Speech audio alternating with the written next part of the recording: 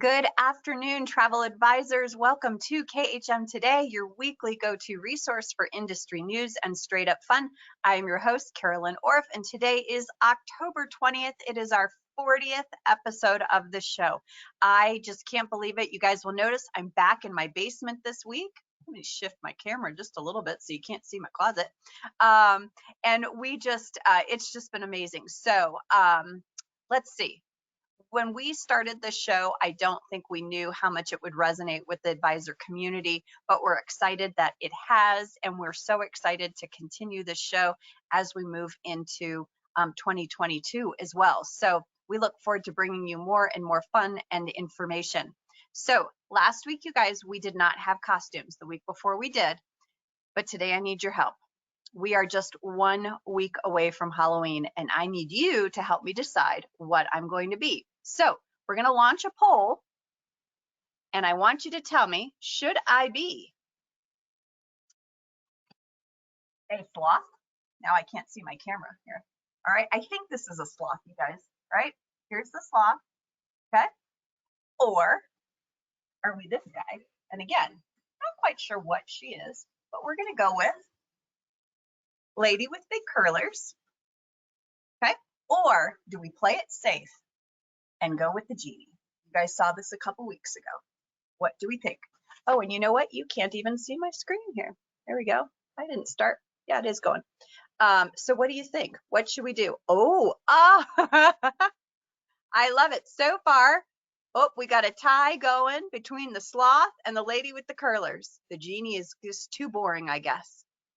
So looks like we'll let that play out for just a little bit longer, and we'll see what everyone has to say.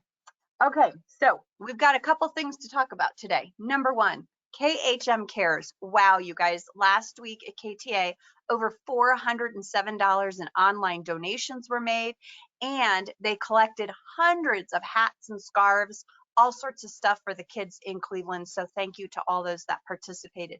Next up is the Thanksgiving drive for the food bank. So if you are in the Cleveland area, you can drop food off at the Cleveland office in Brunswick. If you are not in the Cleveland area, consider donating to your local food bank or food pantry as well. I'll tell you guys, for years, one of the things we've done with my kids is they each take $20 of their own money, and we do kind of like a supermarket sweep at the grocery store, and they have to go and see how many items they can buy for their $20. And I will tell you, this is the only time that my kids pick me to be on their team, because I'm really good at grocery shopping. It's kind of a secret passion. I know it's a little sad, but it's true.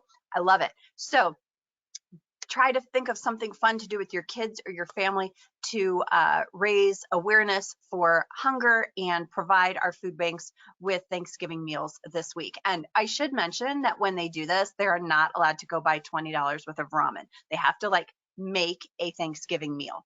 So anyways, take advantage of this time of the year and do something great for others. All right, second, Advocacy Day. Marie is on today. She was a big player in making the push for KHM agents to donate to Ask to Advocacy Day, and way to go, you guys. Over $1,300 was raised, so that's amazing. Well done. All right, we have a jam-packed show today. We are uncovering the best ways to give away. We have Sandals celebrating 40 years with us on our 40th episode.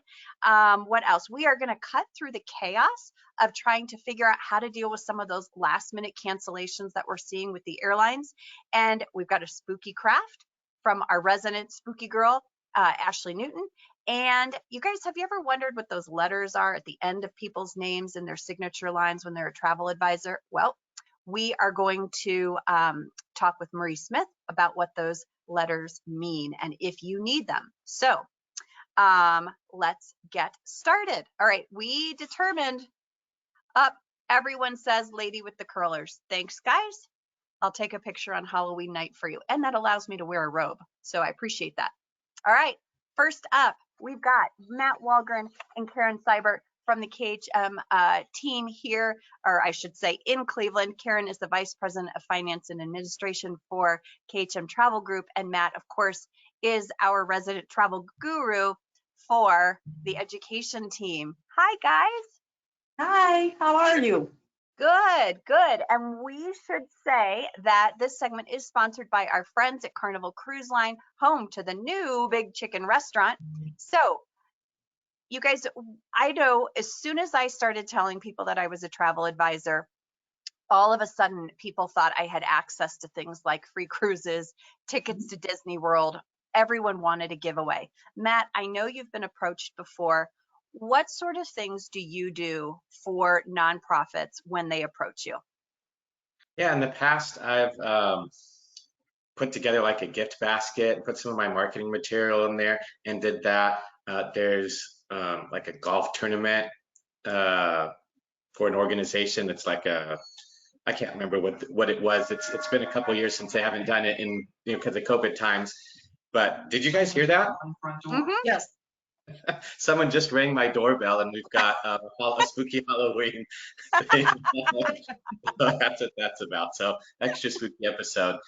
Yeah, but I've donated to that cause, and they give me like a nice ad on one of the holes. Like basically, you buy like the 8th hole on there. So I've done different things like that. In more recent times, I've been doing like I call it travel credits, but it could be, you might call it a gift certificate or a gift card. And I use send out cards, and I just put it together something nice on the front. I do like one of the flat cards, and then on the back, I just write the terms and conditions. And then this has been effective at like silent auctions is one of them.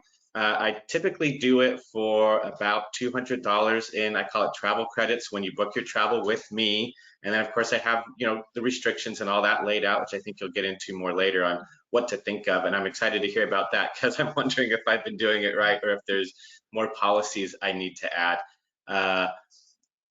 The other thing that I've wanted to let you know, like when you do this, because at first I started with like $50 and then I went up to 100 and now I do 200. And the reason why is because I've noticed that most people don't take advantage of it. So it's almost like free advertisement. I think, and since I started doing it, maybe one person has actually redeemed it. So I'm not that nervous about like having a bunch of these out there anymore. Floating out there. And So Matt, the reason behind this, right, is we could go to, the grocery store and buy a gift card for Disney, right? Or tickets or something like that. But that doesn't link to your business. And the goal here is to promote your business, not Disney's. Someone's going to buy those tickets and it might say provided by Matt's Travel, but ultimately the business goes to Disney, not to you, right? So that's right. why the certificate or the travel credits, as you call it, it links Yeah, back to you. that's right. Because I originally, when I first wanted to do these things, and I say sometimes it's not a donation, sometimes it's like, you're at you have a table and you want to capture names of people walking by so that you can market to them, and so you have to give something away. But I found that if, you give away something like a GoPro, well, there's all kinds of people that want it, and maybe they're not even going to book travel. So it's like you said, you want it to come back to you, because why am I promoting GoPro? I should be promoting myself. Right. So, Karen, you're here because it's all about the terms and conditions and what we need to know. And you don't want to leave yourself so open that you get people coming back and saying, oh, it's a $200 credit. I can use that to book a rental car, or, oh, book my ticket with Southwest Airlines. What are some of the things that we want to make sure are on this certificate as far as terms and conditions so that we're covering ourselves and we're hoping that these people use it with the intention that we've given for it?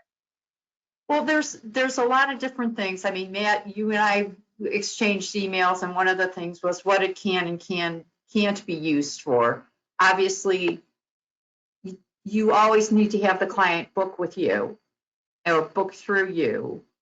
And one of the things that we've looked at least for KHM, is that you have to be at least 18 years old to receive the gift certificate, because you don't want someone who's not of legal age. The other thing is that any federal, local, city taxes, it's their responsibility, and it depends on how big of a gift certificate you're giving them.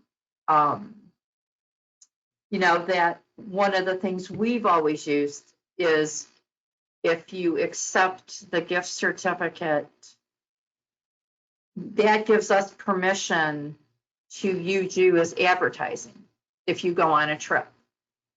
That, through us, that we can say, Susie Smith won this and got this gift certificate, and now she's going to Cozumel or wherever she's going, and just promote it so that you have the permission from that person. The other thing we were talking about was as far as the liability issues. If someone gets hurt when they're traveling, obviously they should, first of all, have travel insurance. But we know that not everyone does. So one of the things we always did was, if you accept something from us, you can't say, I went there because of you, and now I broke my leg or whatever. So we have terms where they hold us harmless from any liability on the trip. Or if they lose, don't make the connections. And some of it more is probably more if you have like a contest. But the other thing that you need to also think about, and all of a sudden it's obviously void where prohibited. Each state has their own laws regarding a gift certificate or, giving away anything. And that's something that you have to really be careful with. You may want to put a time limit so that it's good for 1 year. My compliance team was looking into some things, and they said, Michigan says that it has to be 5 years if you give someone a gift certificate. And I'm like, that's exactly why you have to look at your state laws. Yep. On it. And some, as we know, the seller of travel, if you're in California, Florida, Washington, Hawaii, they may have additional regulations that are going to cover that as well. So it's interesting, Karen, because I had always put on mine, what it can and what, more importantly, what it can't be used for. Yes. The expiration. But I have to tell you, I did not even think about kind of that hold harmless. And Matt, was that something new for you to hear as well? I never had that on before. I didn't put that on there. I'm gonna have to get a much bigger card, I think, to fill out this on. Yeah, I'm not sure. But that was one of the things, and I can't recall exactly what gift certificate it came up for, but we needed to include that language. And typically on a gift certificate, I don't know if you necessarily have that, but it depends if that. If you give it in a gift basket, or like Matt said, if you're at a golf tournament, it's you have to make sure that anyone who may enter for the opportunity to win the gift certificate, that they understand they're bound by the official rules, whatever those may be for you, and that how the winner might be notified. Unless you're giving things individually. I mean, it depends on how everyone does it. But if you're giving it to a bigger group, at least I know in Ohio you have certain requirements that you have to make the winner known if people want to know who it is. Right. So one thing that I think is interesting, and I know, Matt, you said that when you do this, your plan has always been that when they come to you to redeem, you pay the last $200 of their package. And in speaking with Karen, according to our rules for our host, we want to make sure that we're paying that last $200 with a gift card, because we can't use our own form of payment. So I think that was a really great tip that you gave me. The other thing, you guys, that I think is really interesting, and one of our agents mentioned this so early on, it was probably even before episode 1, was to donate that planning fee. Now, it doesn't work for everyone because not everyone does this, but the planning fee is a great way because it's something that's kind of currency to begin with. And, maybe it's offered as a perk to some clients and other clients do pay it, but to offer that up and say, oh, this is a free planning fee. So really, you're not really out money. when you do something like that, if it's legal in your state. So just another idea for those agents that are listening and trying to come up with ideas on how to give stuff away if they're approached. So any final thoughts? I had a couple more things that I wanted to mention that I put on there, and one is not to be used towards airfare, because really don't. Someone might just come to you and they just want to book a plane ticket. That doesn't really work. And then the other one is I want them to use it all on one trip. I don't want them, if I give them 200 in travel credits, I don't want them $50 on this trip, $50 on another, and so on. It's got to be used all on one trip. That's a great point as well. And one of the things, and it's clearly up to the individual, is it's non-transferable, so that if I win it, I can't give it to my sister. You know, and it depends on who, you know, some of those things may be important to people, some of it may not be. Wonderful. You guys, thank you both for being here. This is always a topic that comes up in our Facebook group and in other communications. So I appreciate your time today. Thank you. Thank you. Have a great afternoon, everybody. Bye. Bye.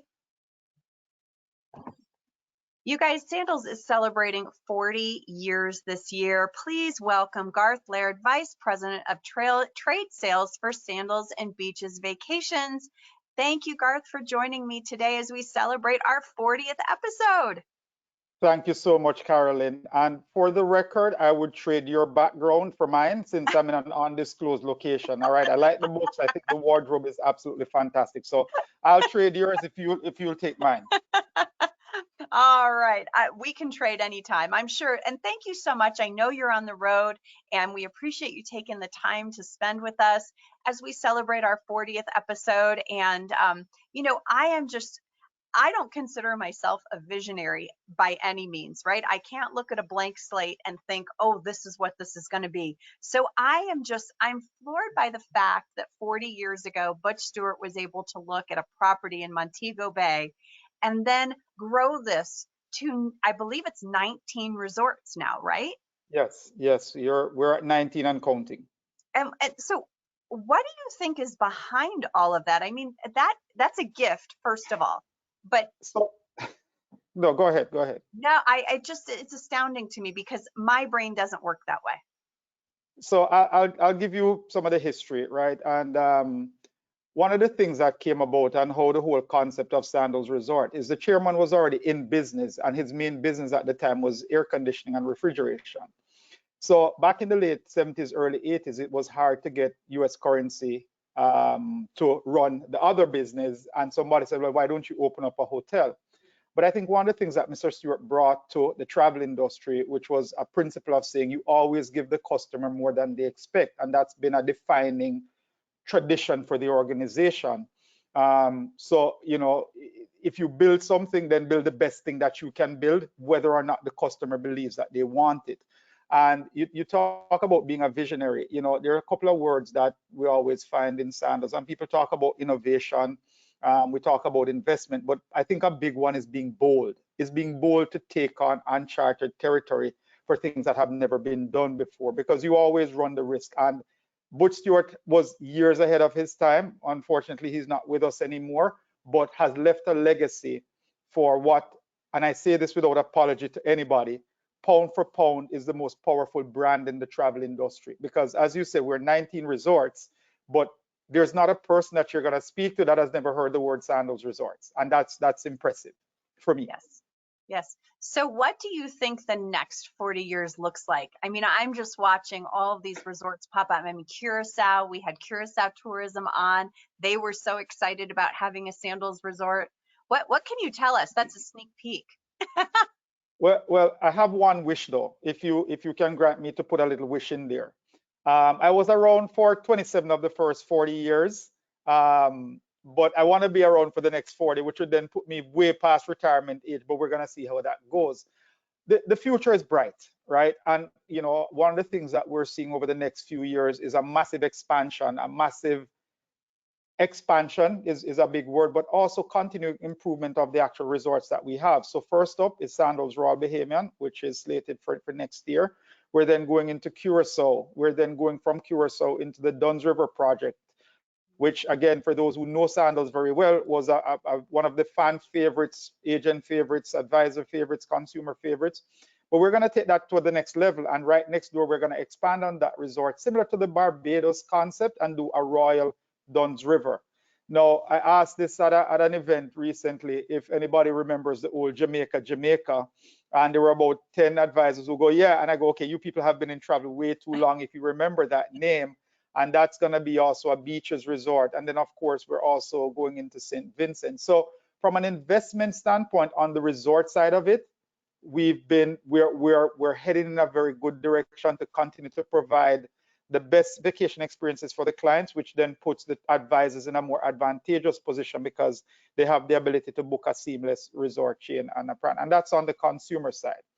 From an advisor standpoint, and I'll again, if I'm allowed a little bit of freedom just to be able to do what we do at Sandals, is when you look at our relationship with the travel agency community, you know, I was reminded recently, and I actually have a picture and I posted it online, back in the early, I think this was in the 80s. And if I find it on my phone, I'm probably going to put it up to the screen. Hopefully everybody will be able to see it, which was one of our very first ads back in the day.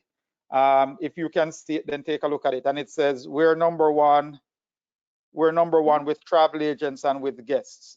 So that's been the concept behind what we've been about for the last 40+ years. And it's rolled out into so many different programs. And even through the last 18 months of challenge, we've been able to keep the entire sales team together. So whether you're located in Cleveland like you guys are, or if you're in, you know, Washington State, you can always pick up the phone and speak to somebody from the Sandals sales team. From the future, we are gonna, again, refine some of the programs that we have. We're in the process of trying to roll out some upgraded elements of how we continue to engage the advisor community, because I'll say this, right, and I say this to everybody that's on from KHM, what the travel agents and advisor community has been able to do for the past 18 months in supporting every single company that's out here has been remarkable. There's nothing that we've been able to achieve as a company and a brand without the partnerships that we've had from all of you. And you know, the programs that you guys are running, and you've done this, and the first thing you said when you came on was you didn't realize how much demand there was for this kind of information and consistency. Because if you're committed to the travel industry, you always want to learn. If you're committed to the travel industry, you always want to expand your horizons. And again, you know, hats off to you guys for putting this thing on. I really do appreciate being on here. You have to kind of stop me because Sandals Resorts, we get a little chatty, but thank you so much, and thank you to the advisor community for the support. So let me ask you this. What I think is interesting, at least with land products in the last 18 months, is consistency. It's rare to find that where we don't expect it to be the same pre-COVID, but there has been a level of consistency with Sandals during COVID and kind of as we continue to move through this. What do you attribute that to? The ability for the brand to just kind of like keep chugging along, although all of these things are kind of getting thrown at you, you know, day in and day out. Well, I started off by saying that one thing that we're known for is being bold, right? If we turn the clock back, when we first all figured out that this thing was going to shut the industry down, we started announcing that we were going to open resorts in April. Then we started announcing that we we're going to open resorts in May. And then June 9th, I think actually, we opened up the first resort. And what that taught us is that the consumers react to what's happening in the space, right? So if you've opened a resort, it means that you're doing business. And we consistently started to keep resorts open, and then the customers kept coming because they go, you're operating. From a consistency standpoint, one of the things that we do is there's always communication within our resorts and our brand. And you know, Adam Stewart, just like his dad, has a very seamless process of, okay, here's what we need to do, here's how we need to go about executing it. Let's do it to the best of that we can do. And the other thing that's changed in the last 18 months is, and you have to listen to your customers, right? And I heard you guys in the previous segment talking about when you're interacting with the customers. I think for any advisor, if you want to be successful, know your customers, and you also have to listen to them. when the pandemic was at its height last year, everybody was talking about cleanliness and sanitation, and that still is incredibly important. But there's a new shift from a customer perspective, which is saying, why? What happens if something happens while I'm there? How are you guys going to help me navigate that landscape? And you asked about consistency. We also talk to you as the advisors because you're talking to the customers, and we listen to what we get as a feedback. You know, I know Olivia a couple of times I've reached out to your team. Hey, tell us, what are you hearing so that we can do it. So we work with our partners. We listen to our partners. We listen to our customers. And ultimately, we try to give them what they want, and in most cases, more than what they ask for. But to your point, we have to try to be consistent because the consumers are incredibly fickle, and we're trying to make sure that we keep it done. But trust on the fact that no matter what happens to the industry, no matter what changes happen out there, we're nimble enough because of our size. We're nimble enough to adjust where others have to go through a more detailed process. And that's the advantage of being a family-run organization. Right, right. So can we expect to see anything fun this year? Any special celebrations, special events to honor the 40 years? So there's a process that we're gonna take. It's gonna be a year-long celebration. What we're gonna do is multiple things along the way, because when you do one event, it's kind of a high and then a low. So what we want to do is keep everybody engaged over a certain period of time. Now, think of it this way. Sandals Resort is 40 years old, and our executive chairman is 40 years old, right? So there's some synergy there. So we're going to make it a year-long celebration. At different points, we're going to have some things that are consumer-facing. We definitely are going to have some stuff that's advisor-facing. But we are really going, and we're not even calling it a birthday celebration. We're really going more established 1981, which then gives us life into the future for all the things that we're trying to do. But it is, again, in my 27 years, I'm as excited today as when I first joined back in November '94. That's amazing. Not everyone can say that they still love their job after that many years. So well done. Yeah. Cheers to 40 more years. And thank you so much for taking the time to be here today. I really appreciate it, Carolyn. And you're an excellent moderator. Absolutely love it. It's the first time I've been on here. And I'm going to wait for my next invitation. And next time I'll choose to do it at a resort location somewhere. That would be amazing. That would be amazing. We'll be sure to talk to Olivia about that. Have a great rest of your business trip wherever you may be. Thank you so much. You guys enjoy. Thank you. All right. Take care. Bye-bye. All right, you guys. We always love having them on. Such energy. And boy, it just makes the voice. I love the accent. So wonderful. All right, you guys, our resident spooky lady, spooky queen is back. Oops. Did I not change? Oh, I think I screwed up my, yeah, you were not supposed to be next, but we're going to have you next. I screwed that up. All right, our resident Halloween queen is back for more spookiness this week. Please welcome Ashley Newton from the KHM marketing team. Hello. Hello, Carolyn. I'm so happy to be here again. Can you hear me okay? We can hear you. I know you were having some technical difficulties. We should say that this segment is sponsored by Apple Vacations, America's favorite vacation company. All right, what are we crafting today? All right, I'm going to try to go through this as quickly as possible. Before I dive into it, though, I do want to say that if you are joining us and listening to this on one of our podcast platforms, I encourage you to head over to our YouTube channel so you can actually see how this pans out, but I'll try and be as descriptive as possible. All right. So we are going to take an old candle that looks something like this. You know, you have that yucky wax at the bottom and you just kind of throw them out or hopefully recycle them. But we're going to upcycle this into a fun little container that I actually just repurposed as a candle vivid. So it's going to look something like this at the end. Wow. All right. So first step, to get the wax out of here, you want to boil some water, which hopefully I had enough time to do in between my technical difficulties behind the scenes. And you want to take your boiling water and pour it right into your candle that has that little bit of wax at the bottom. And oh, it smells so good. I can smell the old like essence of the candle sort of coming back to life here. And it'll sort of look like a lava lamp as it starts to like pull the wax up from the bottom. It's actually really cool just to sit and watch. But it'll take. What else is really cool is your oven mitt. Like, I mean, that you really get down to the nitty gritty with Halloween. I love it. Yes, a little over the top. If you are listening on our podcast, I have a bunch of decorations behind me. There's spiders crawling up my wall. I go all out, and I mean it. So this is a little hard probably for you guys to see, but I can already see the wax sort of bubbling up. And what will happen is it'll re-solidify once the water cools up at the top. So literally all you have to do is reach in once the water is cool and just pull it out and toss it. Now the actual like metal parts that hold the wicks, those might stick a little. Usually you can just scoop them out. Sometimes I grab some needle nose pliers and pull them out that way. But you'll want to, again, let this part sit overnight. So I'm gonna take it while it's doing that. You can kind of maybe see how it's bubbling up there. Oh, there's a good bubble. And I'm just gonna set it off to the side. So I've already done this, so we can go ahead and move on to our next step here. And as always, the few supplies that you'll need for this are really basic.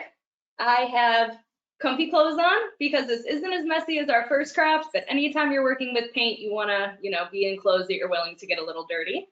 I have just a little palette here. I live right by the highway, sorry about that. But if you don't have a palette, you can use tin foil or a paper plate. Anything that's not quite a really thin paper texture, you'll just lose some paint that way. But even just a bunch of paper stock will work just fine. I have a thinner paintbrush than we had in our previous craft. It's got a bit of a finer point, and that's gonna give me a little bit more control to get my drips the way that I want. I have paper towels down, and then you can use any paint that you want to get, the sort of look you're going for. Green would probably be really cool. Red's a little eerie, but when in doubt, I always just go with classic black. I really like the sort of sophisticated yet creepy look that it provides. And here is a taller tumbler that I already cleaned out. So this used to house a candle in it, and now it's just a blank glass container. It's a little bit taller. And you can use any size that you want for this. Whatever you got lying around works just fine. Now, when you're working with this sort of acrylic paint, it's just like the one we used in our first craft. So if you already bought some to give that a try, you can use it again here. But you do want to make sure that it's the right consistency. I've noticed with acrylic paint that if you hold on to it for a long time, it can get kind of clumpy. And you want to make sure that this has a nice run to it. So even as I'm pouring it out here, I can see that I've got no issues, no clumps, which is perfect.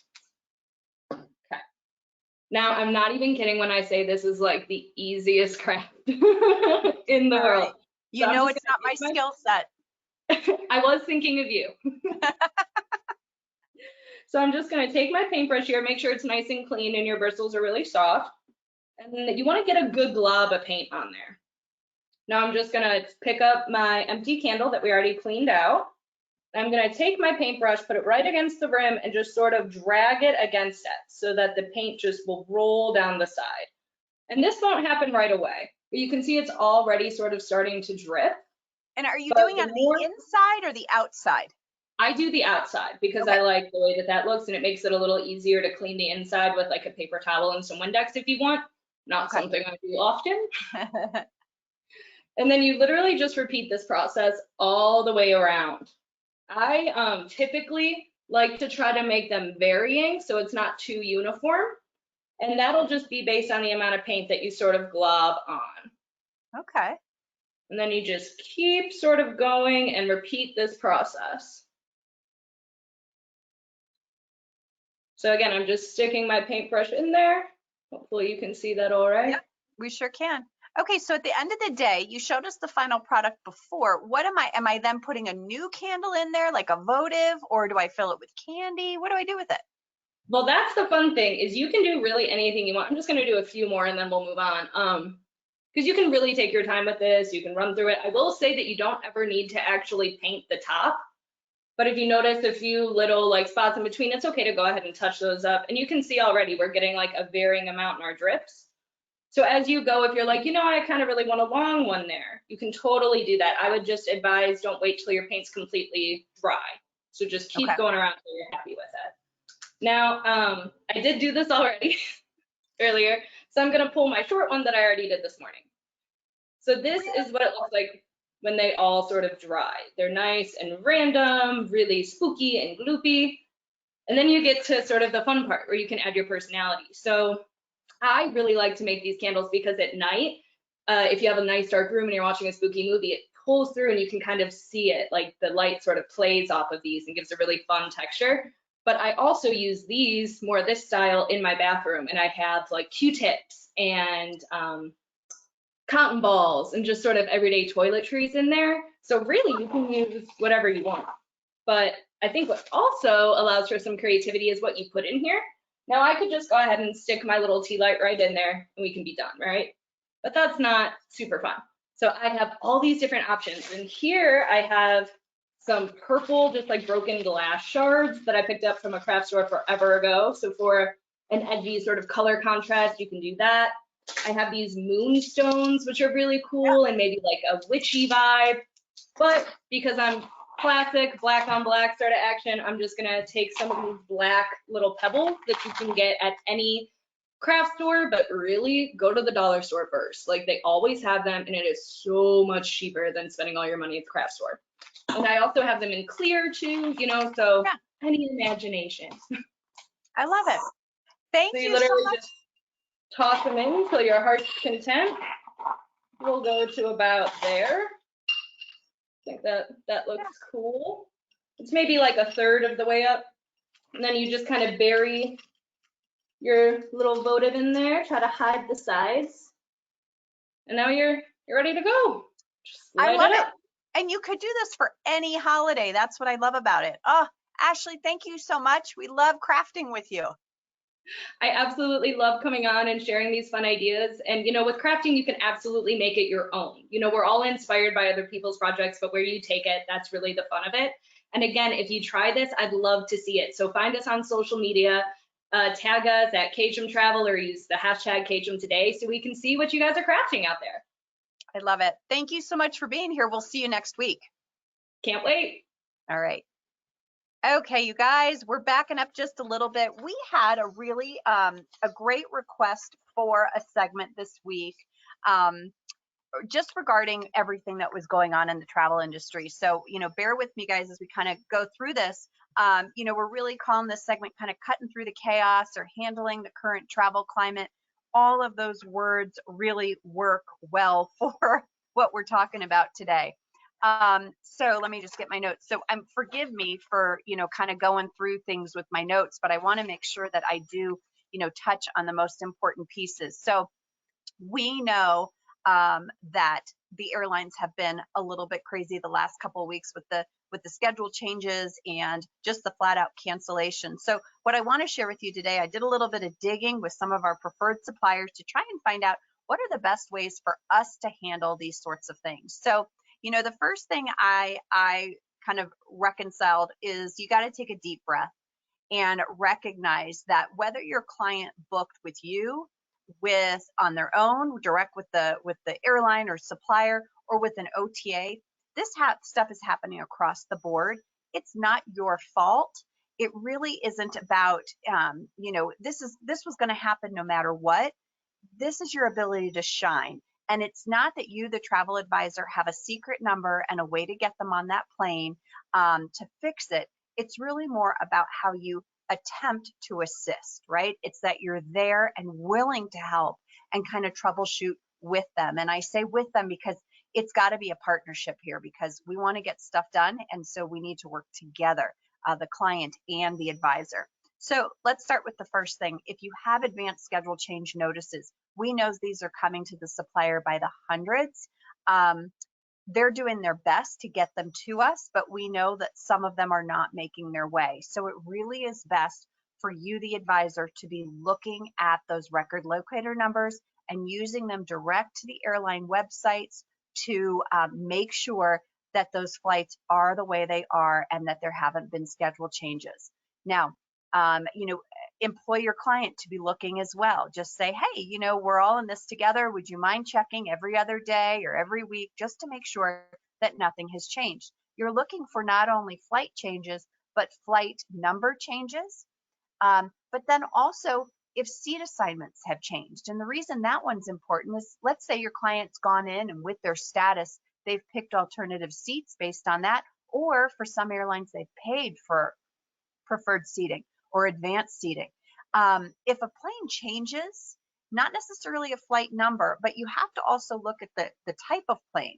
that it is. So if you've gone from a 737 to a 747, that seat map is different. So you want to make sure that your clients have those seats again, or at least something comparable, so that they're not surprised when they go to check in. So those are the three things you want to be looking at.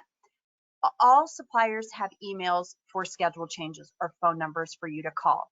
So if you get that notice or you notice something before you get the notice, the first thing you want to be doing is emailing and or calling.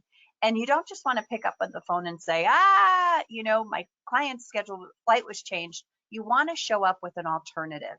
You have to do your homework first, and this just helps everyone along the way. So you email or call and let them know, hey, I got this notice. Here is what I would like it to change to, right? If it's got to change, and that gives, it's not a guarantee that it's going to work out your way, but at least you've given them some guidance as to what would work. Technically, they're supposed to send you the next best option. I haven't necessarily found that to be the case. They might send you the next easiest option for them, but it's not always the best option. So you do want to look at those alternatives and make sure you're providing at least some sort of guidance to the supplier. So let's talk about recent cancellations, and these are not happening with a whole heck of a lot of notice. We've had, clients that are literally in line to get on the plane. We've had the night before. So how do we deal with these things? So again, we're taking a deep breath. And, when you have clients traveling, make sure you've got those supplier phone numbers in your phone, the airline phone number, the during travel number. So the first thing we want to make sure of is in those reservations for our clients, we want to make sure if it's an option to make sure that we're adding the client's email and the client's phone number to that booking. Sometimes it can be done directly on the airline website. Sometimes it can be done with the supplier website. So that's the first thing we want to make sure we do. If the client is at the airport or even at home and they get this notification, they want to get on the phone with the supplier during travel number, and so do you. If they're at the airport, get them in that line for customer service with the airline. In the meantime, you are on the phone, and I shouldn't say in the meantime, at the same time, you are on the phone with the during travel number for that supplier. You both need to work the problem. So while on hold, which you likely will be because you're not the only one experiencing this, you want to make sure that you are checking the website for that airline and looking for alternative options. Now, it's important to remember that you might go to them with an alternative, but remember, sometimes it does matter depending on what you have booked. So have you booked scheduled or published air, charter air, bulk air? Sometimes it's a 1-for-1. If you book a charter, they want to rebook you on a charter. Now, I did some research, and if you can't be booked on a charter, sometimes they will move you over to scheduled air. It's really going to depend on each supplier. So on each supplier website, there are steps or there are rules for each of those fare classes. You need to dig a little deeper into each supplier page, but I did find them. So you kind of want to know that information in advance of, or while you're calling them to find out really what your options are. So keep on that. The big question is, though, what if the option isn't available? So really, at the end of the day, if the client can't fly out for 2 more days and they don't have travel protection, and this just isn't going to work for the family, the supplier will, in most cases, work with the client to get those hotel penalties waived. It's not foolproof. They might be responsible for those penalties, right? So if they will release those penalties, then that money can transfer to a new booking. Someone that does not have travel protection will never be given a full refund, okay? If they do have travel protection, again, the supplier is going to try and get those penalties waived, and we're going to try and shift dates so that we don't have to use that travel protection. In some cases, though, if the penalties are not dropped, we may need to use that travel protection in order to get most of our money back. So again, you guys, this was very frustrating for me in researching because again, it seems like everyone's trying to work this, work the problem and doing the best they can with it. Where I really got hung up was, the fact that if you didn't have travel protection, you might end up with the same result as someone who does. And that's frustrating, and that's hard to justify sometimes why someone should purchase travel protection at such a high cost if they might end up with the same result as those that don't. So, you kind of have to rationalize that. I still sell it. I still recommend it. But you do want to make sure, that you are not promising the client anything that you really don't have in writing. So at the end of the day, what I found with my research is really never before has the travel industry been faced with the challenges that they are faced, right? We just talked about it with Garth, constantly being thrown. It is like aftershocks of an earthquake. You don't know when they're going to come, and you don't know the strength. It just keeps happening. So, we need to keep, and there aren't protocols in place for these things because they typically haven't happened before. And if they do happen, like things like weather, well, the rules are pretty much set in stone. So it's best if you know what options are available to you. And really the only way you're going to know those is by calling the during travel number if this happens to your client. Be patient, be kind, and know what you are looking for, right? You want to know what's going to work best for that client. If you know it's going to be a 1-day change, does that work for your client, or is their 3-day trip now a 2-day trip? Do you know that these kids have to go back to school? So bumping the trip by 3 days and extending for 3 days is not going to work for them.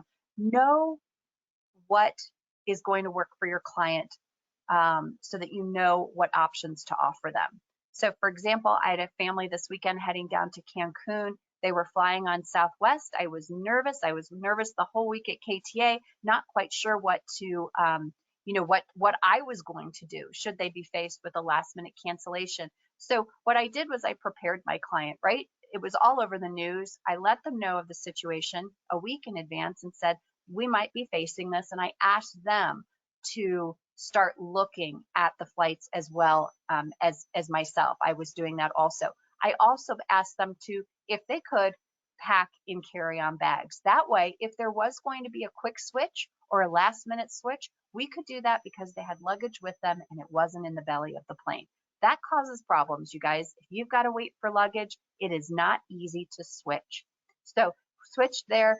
And then, I knew their situation. They had kids that needed to go back to school.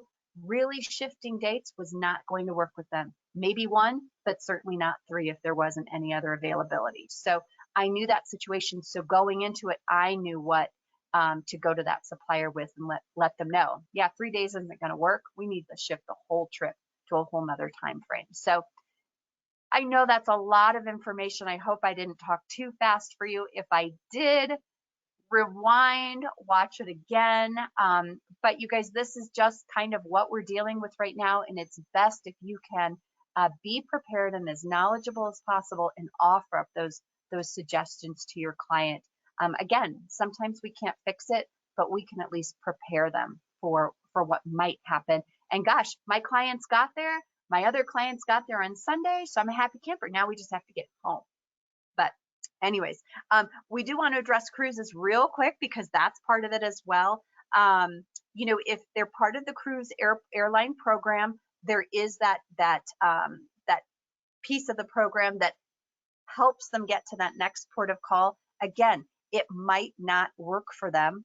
It might not work because of country protocols right now, testing and things like that. So ultimately, at the end of the day, in this situation, if the clients book their own air or you booked it, you're kind of on your own. If you booked with the cruise line air program, there is some assistance there, but it's not, it might not work, right? Just because of the things that we're dealing with when we head to some of these smaller islands. So travel protection, you guys, if you're not offering it, make sure you do offer it because it's going to help in these sorts of situations. If you're not familiar with the DOT, Department of Transportation website, take a look there so that you can become familiar with when your client is due a refund and when they're not, right? It's not always an easy pill to swallow, but having it on a website that is published and clear, it's nationwide, it doesn't, it softens the blow. It soothes them a little bit. It might take them a few days, but at least it is, it's something that's standard and that we can rationalize. So we still might not like it, but we can at least, it tends to soothe after a few days. It's a precedent that we work with there. So take a look at that website just so you become familiar with when and how your client would be due a refund. Okay, lots of information. If you have more questions, you guys, I am happy to try to answer them or to point you in the direction of that information. So please put them in the Q&A box today. We won't get to them during the show, but I'm happy to try and answer them after the fact. So I know tons of information. I learned so much. I really did. I was kind of like undercover with the suppliers. They kept asking me for booking numbers and I didn't give them. I just said, I'm just curious. So anyways, thank you so much for listening. And I just realized I was a tiny person on the screen the entire time. So I apologize. We're back in the throngs of this, and I keep thinking that someone's on the other side of the studio.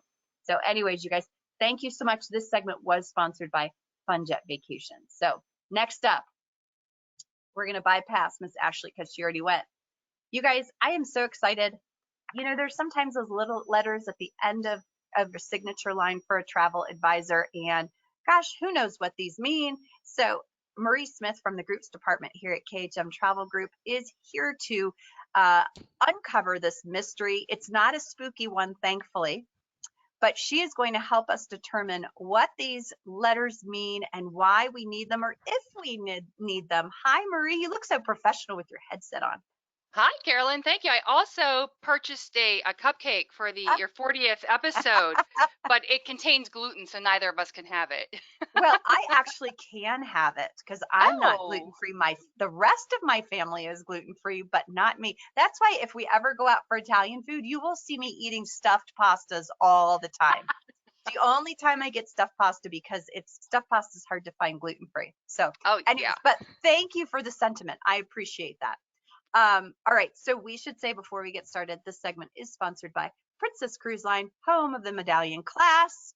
And so you have been involved with ASTA for a long time, and the Travel Institute. ASTA has the VTA program. The Travel Institute has the CTA program, which is the Certified Travel Advisor.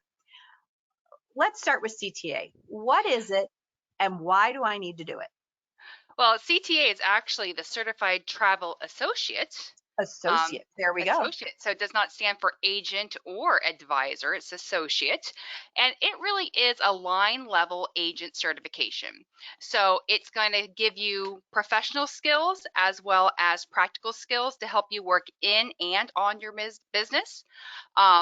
You need 1 year's worth of industry experience to earn your certificate. So even if you enrolled today and you just became a travel agent, you can go through and take the process. The course takes a year to complete, but if you were to finish it prior to the year, they will wait until you have 1 year experience to get your certificate itself. So it's a great course. There's 15 sessions in the course. You do not need to belong to the Travel Institute to enroll in the program or the CTC or the CTIE. You just pay to enroll to take the certification. You go through the course, you take your exam, and once you take the exam and you successfully pass that exam with a 70% or better, you're going to earn your credentials. And as you can see, I love alphabet soup. I do have, and you, ma'am, I do not see your letters after your name because I do believe it is in my signature line though. It is. So, and then once you successfully pass, the Travel Institute has a find an agent on their site, and only certified travel advisors who have earned the designation of CTA, CTIE, or CTC are listed. So unlike, we'll get down to the road, but you're not going to find anyone who's just belonging to the Travel Institute. They can't get on that site. only certified agents. And the Travel Institute is putting some money behind that to push find a certified agent, since we know in post-COVID world, finding a valued travel agent is going to be top of mind for people. So, those agents just entering the business, I think is a great piece of education for them. It shows their professionalism. Every year, Vicki Freed will, does a shout out to promote your professional month, which is the month of July. And normally they run a scholarship program, which we have been very blessed that many of our advisors have gone through and earned their scholarship to earn their CTA. So you mentioned it's a good thing to start. Do you believe first year, first 3 years that you should make this a goal? I think if you're coming new to the industry, it gives you a nice little, how to really do an itinerary, some geography. We do touring the world. So it's going to give you some of those practical skills that we're not finding in our everyday education. So it does give you little bit of that, as well as some, professional skills to work on business writing, how to listen. I also sit on the education council, or the advisory academic council, and we're actually taking out the teamwork section, and we're putting marketing in for 2022. Wow. So Okay. it's very exciting there. But there's a lot of great things: understanding customer needs, understanding the psychographics of how travelers book travel. So even from, when I took my CTA, I had been in the travel industry about 5-7 years. And I would have loved to have had that sooner, but I did some of my cruise line earlier, because I didn't know anything about cruise. And honestly, what CLEA provides is amazing, and that's how I learned about cruising. Awesome. Okay, let's switch to VTA, which this is fairly new. This is the Verified Travel Advisor Program through ASTA. How does this differ from the CTA program? Well, the VTA is more, it's basically all professional skills. So you should know your practical skills. You should know, what you're doing in the industry.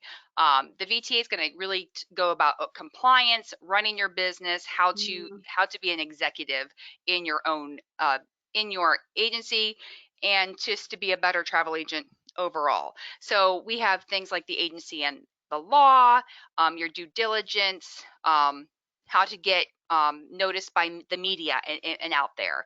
And the VTA is done a little bit differently. Like I said, with the CTA, I don't have to belong to Travel Institute. I can enroll, earn my CTA, and then every year I have to continuously get 10 educational credits. Easy peasy. With the VTA, you do have to maintain ASTA membership. If you do not maintain your ASTA membership, you do not hold your VTA anymore. So the VTA, I do believe, is $3.99 for ASTA members. If you're not an ASTA member, it's $5.98, because that includes your 1-year membership into ASTA. You do have 1 year to complete that course. And with that, there are 9 courses that you take. And once you complete that course, you upload that into your VTA back office, and it allows ASTA to know that you've completed it. There's not a daunting exam like the CTA, where I do host our workshop, and I have moderated several of our tests for our agents. And I think test anxiety is real. I have it. Most of our advisors have it. So having a friendly face to walk you through that. But with the VTA, I did not have that looming of oh my God, if I get a question wrong, or I have to get my white paper done, or okay, how many questions do I think I've missed? How many more can I miss? How many do I have? And so you don't have that with the VTA. And with the VTA, it's a 2-year renewal. So every 2 years you have to recertify. It does have a maintenance fee of $179 plus your ASTA membership. So upkeep for that is a little more, but I think to stay new in the industry, to stay topical, and to understand the law and what the law has to do with us and for compliance, I think it was a great course. Okay. And so I love, let's shift to CLEA, because I think that this is one of the most fun educational designations out there. I got my ACC many years ago, and to be honest, like I really should be an ECC based on my sailings, my cruises, my ship inspections. I don't know why I dropped the ball, but I love that it's a combination of learning, experience, and sales. Absolutely. Share a little bit with our agents what that looks like. So, you know, with CLEA, there are several tracks that you can take. Like I said, you're the ACC, and back in the day, that's the only thing we could take was the ACC for the initial level. And then actually, Carolyn, you could actually do the fast. Well, you have your ACC, but if you didn't have your ACC, you could fast track to the MCC, because they have because normally you go ACC, Yeah. MCC, ECC. Yeah.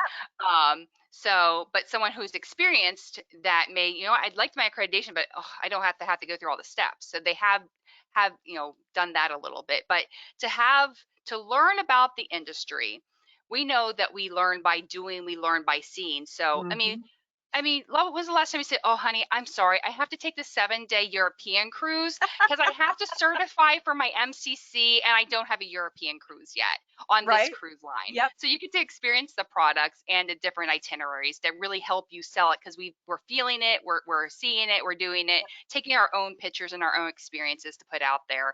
So I think, CLEA has it all when it comes to that. Plus with, continuing education credits, again, you don't have to have any continuing education credits with CLEA, but you do have to continue with your CLEA IAM, which is your individual agent membership, to stay with your status. And if that were to lapse, say something happened and you left CLEA, if you came back, you'd have to pay a reinstatement fee. But you do get a logbook, and with every section, with every designation, except for, CC is its own little thing. It's like I'm dipping my toes in the water because I think it's only 5 cabins that you have to have booked. I think maybe 1 cruise, it's over 2 days. So it's very minimal. And I know some of our agents now, I think they could complete everything with all these cruises that they're getting to take, which is awesome. But to you're actually doing the work. You have to submit your logbook with your sailings that you've sold, and it goes by booked date, so not necessarily the sailing date, but the book date, because we know that we can be booking cruises now for 2023, especially if you're doing world cruise.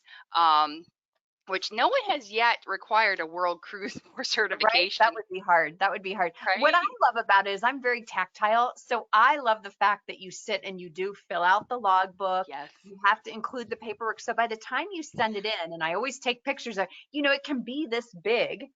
And you're putting it in and you're sending it off. And it's like this big hub. It's not like upload a picture here, upload a picture there. That to me is not gratifying at all. It's that physical piece of writing it all that I found that so fun and fulfilling when I finished it just the first time. So, I think at the end of the day, these all mean something a little different, but it means that you're serious in this industry. And that's what I feel like is the big takeaway is having something after your name says that you know what you're doing. Absolutely. Plus, if anybody wants to research you, they can go to the cruising.org site and they can look you up, and you're going to come up with that designation after your name. If they want to research you with ASTA, they're going to be able to go to travelsense.org and look you up and find ASTA verified after your name. Same with the Travel Institute. They're going to go to find an agent and they're going to see your digital signature, because you can actually include your credentials in that, and it's going to tell the client, what did you do to earn this designation and what does it mean in our industry? So I think for me, having a designation, it shows that I am dedicated to my industry. And something Garth said is so true. We always need to keep learning, because I don't know if you know this, Carolyn, but the industry changed a little bit over the past 18 months. So if you were just complacent with what you learned way back in the day, you're outdated. So we need to be fresh. We need to be doing this continuing education, because it's crucial to us to always continue our learning. And as I was doing some research, I'm like, I don't know if she's going to ask. I'm like, ooh, CLEA has a travel executive level where I don't have to just sell. saw that. Yes, we were doing the same research. Yes, which I thought that sounded neat as well. Yeah, so I'm like, I'm one of those kids that keep on taking courses so they don't have to pay back their student loans. But also too, I think what CLEA does as well is they have a counselor that you can call and say, hey, this is where I'm at in my career. What do you think I should do? So they have someone for free that will give you that piece of education. Because I know I was talking, I believe it was Jeff Rock at KHA about how they need to go about things and what steps should I take next. I think he was asking me about the CTA, but he hadn't got any CLEA certifications. I'm like, Jeff, you sell cruises all day long. Let's get you some CLEA certifications because that's what matters most to you. You're cruising. Let's do that.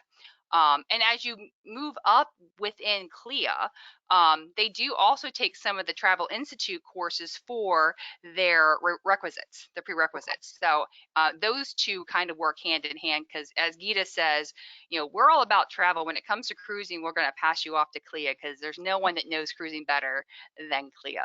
So I love how they all work hand in hand, but like knowing what the upkeep is, when I get it, what do I need to continue to do, continue to learn, but do you have to, rank your CEUs, or is it every year? Is it every 2 years?